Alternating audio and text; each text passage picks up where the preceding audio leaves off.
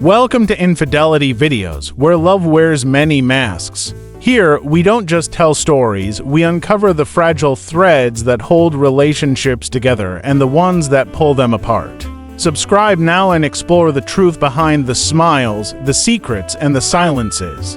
It was a calm Sunday afternoon when my 23-year-old stepson, Ryan, wandered into the kitchen. There was something in his eyes, a nervous energy I wasn't used to seeing from him.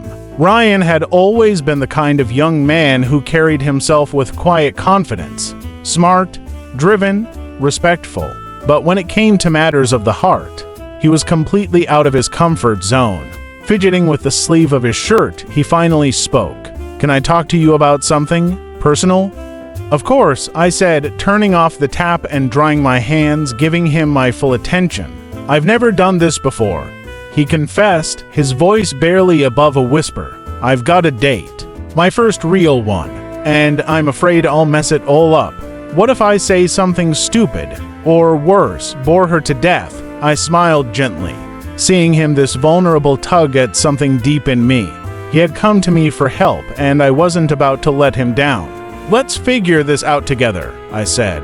I asked where he planned to take her. He hesitated, then mumbled, "Dinner, maybe. I don't even know where." "Dinner's a great start," I encouraged him. "Somewhere quiet and cozy, a cafe or a little bistro where you can actually talk and connect." He perked up. "She told me she loves Italian food." "Perfect," I said. "That Italian spot downtown has a lovely atmosphere. Make a reservation, it shows you've put effort into it." He nodded, pulled out his phone, and booked a table on the spot. One step done, I smiled. "Now, let's talk about that outfit." He glanced down at his usual hoodie and jeans combo. I raised an eyebrow. "Nope," I teased. "You want to look like you care but still feel like yourself. Try a crisp button-down shirt, dark jeans, and your good shoes." He chuckled, making mental notes. Okay, got it. "But what do I even say?" he asked nervously. "What if there's an awkward silence? Start by being curious," I advised. "Ask about her passions, what makes her laugh, what she loves doing. And when she speaks, truly listen. Don't just wait to reply. Let it be a conversation, not an interview." He nodded slowly. "And what if I say something dumb? You probably will," I laughed. "We all do? But that's not what matters. It's how you handle it. Be honest. Be real. If something awkward happens, smile through it. Confidence isn't about being perfect, it's about staying grounded when you're not." He let out a deep breath. "I think I can do this." "You can," I said with certainty. "And remember, it's not a performance. It's just two people seeing if there's a spark. If it clicks, great. If not, you've still grown." That evening, Ryan came downstairs. He looked sharp.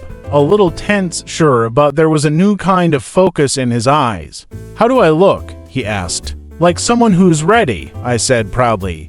"Thanks," he smiled, shy but grateful. "I mean it. I couldn't have done this without you." I pulled him into a quick hug. "Just be you. That's more than enough." As he stepped out the door, I watched him go with a mix of pride and emotion. In my heart, I felt the quiet ache of time moving forward.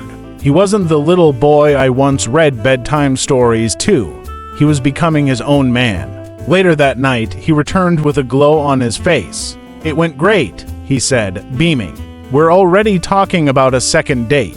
As he shared every moment in excited detail, I felt an unexpected warmth flood my chest, helping him navigate that small, meaningful step into adulthood.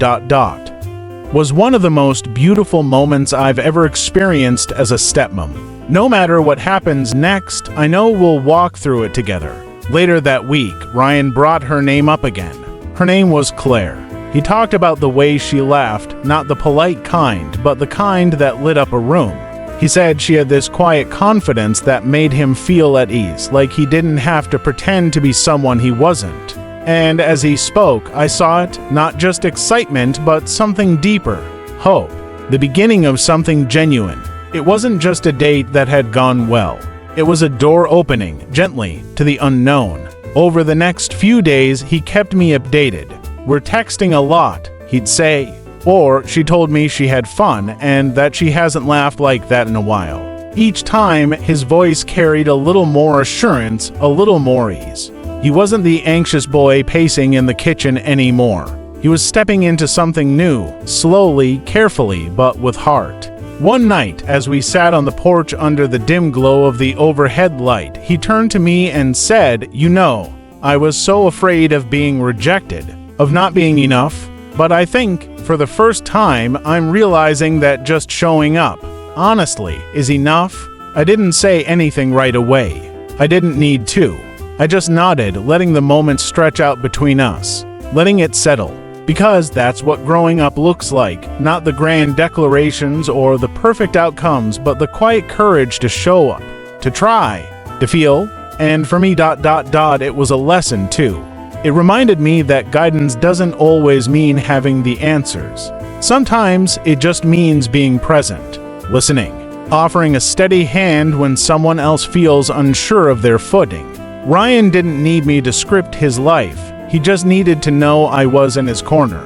And maybe that's what real parenting, step parenting or otherwise, really is. Not control, not perfection, but support. Unconditional, quiet, and real. I don't know where this thing with Claire will go. Maybe it'll blossom into something lasting. Maybe it won't. But I do know this. Whatever comes next, he won't be facing it alone. And that is what makes all the difference.